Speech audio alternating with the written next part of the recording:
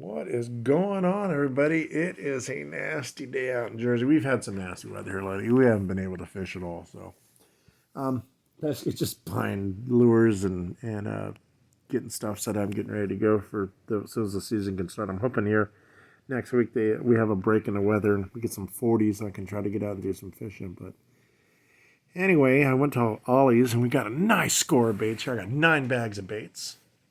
I got 4 packs of glide jigs, which are VMC glide jigs, which are really nice. Never fished them, but I watched the videos on them. They're going to be an interesting slow fall finesse lure, kind of fall like a tube. I'll link to the video down below of VMC's production of the when they're showing off that, when they released it, the video of how it works.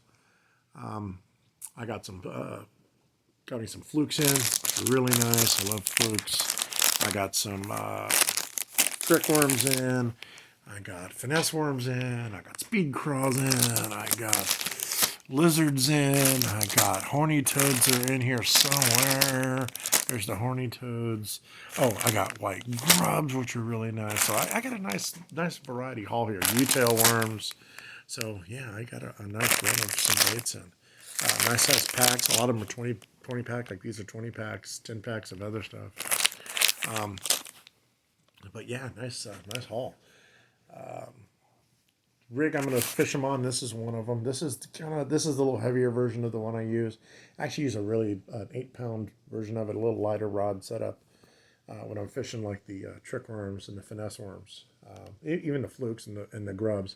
I fish them all kind of the same way, and I use kind of a top water. I don't know, it's swimming worm or a fluke setup. It's kind of the same as a fluke setup. You're going to have a swivel up front here, as you see here, down to your worm hook.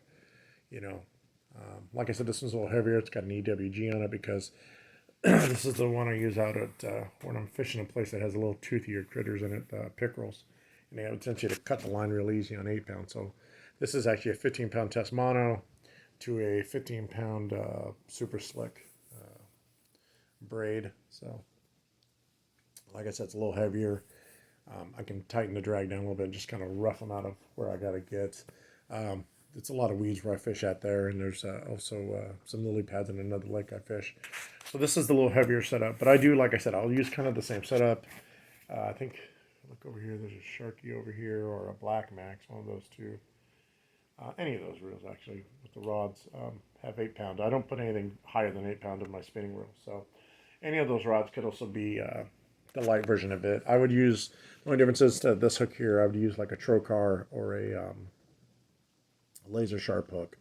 They're just your regular round bend worm hook, not the EWG style, because I found that when you're fishing light lines like this and you get bit, it's easier to get the hook to set on those light wire hooks than it is the EWGs, because you really got to kind of set these harder to get them to penetrate, where those light wire hooks have a tendency to, when you just, I mean, you really could just reel down and load up on it, and it will penetrate the mouth of the fish and stick them pretty easy. And I kind of equate it to getting shot with needles. A fat needle hurts a lot worse than a little needle does. You don't even feel the little needle stick you most of the time.